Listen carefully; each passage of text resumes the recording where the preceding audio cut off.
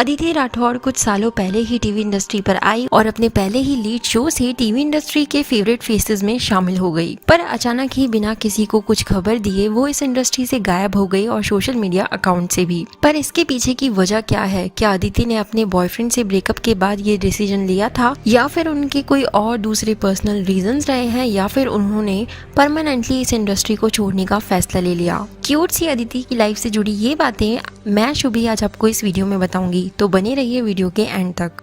अदिति राठौड़ का जन्म बीकानेर राजस्थान की एक राजपूत फैमिली में 30 अक्टूबर को हुआ था। उनका बर्थ ईयर अदिति ने कभी रिवील तो नहीं किया और इसे लेकर काफी कंफ्यूजन भी है। वैसे कुछ सोर्सेज के अकॉर्डिंग वो 1993 बॉर्न है और वो अपनी नानी के घर यानी अपनी मदर के होम टाउन जयपुर में पैदा हुई थी। अदिति एक मारवाड़ी राजपूत फैमिली से है और मोस्टली उनकी कास्ट में बेटियों की जल्दी शादी कर दी जाती है और कुछ फैमिलीज में बेटियों को इतना फ्रीडम नहीं दिया जाता। अपनी फैमिली के संस्कारों और वैल्यूज को अदिति ने हमेशा ही अच्छे से फॉलो किया और इसलिए उनके लिए हर कोई यही कहता रहा है कि अदिति एक प्योर सोल है और वो बहुत ही सिंपल सी सभी को रिस्पेक्ट देने वाली लड़की है। अदिति ने कभी अपनी फैमिली डिटेल्स रिवील नहीं की, बट वैसे उनकी फैमिली में उनके पेरेंट्स के अलावा एक सिस्टर अपराजिता राठौड़ और एक ब्रदर आर्यमान राठौड़ भी है, पर हर कोई हमेशा ही मीडिया स्पॉटलाइट से दूर ही रहा और इसलिए अदिति के फैमिली मेंबर्स के बारे में ज्यादा कुछ डिटेल्स अवेलेबल नहीं है। पर अदिति अपनी दादी के हद से ज्यादा क्लोज थी और कहा जाता है कि उनकी डेथ के बाद ही अदिति मुंबई से चली गई। इस बारे में मैं आपको आगे वीडियो में बताऊंगी।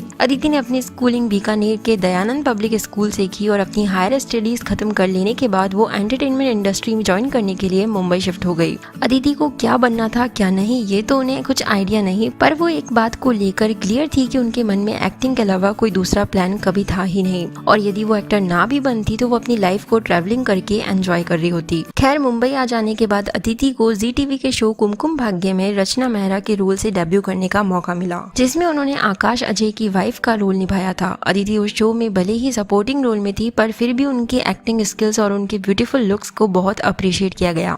बाद में 2016 में सोनी टीवी के शो एक दूजे के वास्ते में फिर से एक सपोर्टिंग रोल प्रीति तिवारी का किरदार निभाने का उन्हें चांस मिला। इस शो में काम करने के बाद अदिति का लक ऐसा रहा जिसने उनकी लाइफ पूरी तरह बदल दी और एक अनबिलीवेबल इंसिडेंट ने उन्हें आज तक मिरेकल्स पर विश्वास करने पर मजबूर कर रखा है। एक्चुअली अदिति को एक दिन एक शो के ऑडिशन के लिए कॉल आया, जहां उनसे बोला गया कि अदिति राठौड़ को ऑडिशन पे बुलाया गया है। अदिति उस ऑडिशन को दे भी आई और सेलेक्ट भी हो गई, बट बाद में उन्हें पता चला कि किसी और अदिति राठौड़ को वो कॉल किया गया था, पर किस्मत से वो कॉल उन्हें मिल गया। खैर, फिर क्या था, अदिति हो गई सेलेक्ट, वो भी स्टार प्लस के नामकरण शो में अवनी नील खन्ना के रोल के लिए, जिसमें उन्होंने यंग अवनी का रोल निभाया था। ये शो 18 मई 2018 को ऑफ एयर हो गया और इस शो में जैन और अदिति को ऑडियंस से इतना ज्यादा अप्रिसिएशन मिला कि उनकी लाइफ ही बदल गई और अदिति के कमबैक के लिए फैंस आज भी उनका वेट कर रहे हैं। अदिति और जैन की केमिस्ट्री ऑडियंसेस के बीच इतनी पसंद की गई थी कि अदिति के ऑफ स्क्रीन बॉयफ्रेंड रहे श्रीधन सिंह को अदिति के ज्यादातर फैंस ने एक्सेप्ट ही नहीं किया और उनकी रिलेशनशिप को कॉन्स्टेंटली बैड कमेंट्स मिलते रहे और इस तरह की नेगेटिविटी बुरा असर डालती ही है और अदिति और श्रीधन का रिश्ता कुछ पर्सनल इश्यूज के चलते हमेशा के लिए टूट गया।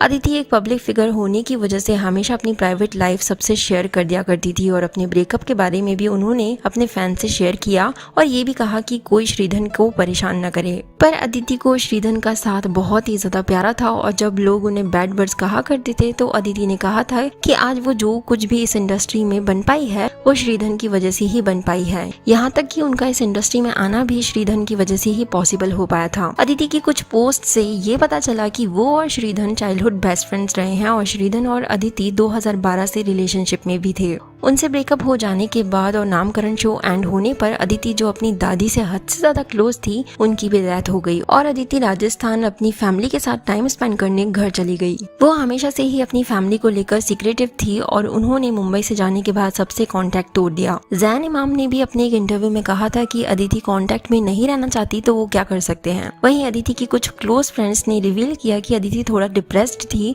और वो अपनी लाइफ में स्टेबिलिटी लाना चाहती है, इसलिए वो किसी से कांटेक्ट में नहीं है।